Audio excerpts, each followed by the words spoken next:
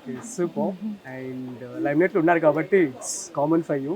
And next వచ్చేసి తరుణ్ భాస్కర్ గారితో rap ఎలా ఉంటుంది? సో ప్రజెంట్ తన ఫ్యూచర్ ప్రాజెక్ట్స్ గురించి కానీ కరెంట్ ప్రాజెక్ట్స్ గురించి కానీ ఇప్పుడు డిస్కస్ చేస్తూ ఉంటారా మీతో?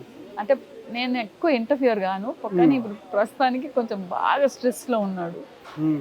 అంటే తరుణ్ భాస్కర్ తరుణ్ స్ట్రెస్లో ఉన్నాడు. అంటే కొంచెం ఉంటది కదా నెక్స్ట్ Success నెక్స్ట్ ఒకేసారి. నెక్స్ట్ అనేది అన్నది. అంటే if you want all it you have to go through it అంతే కదా.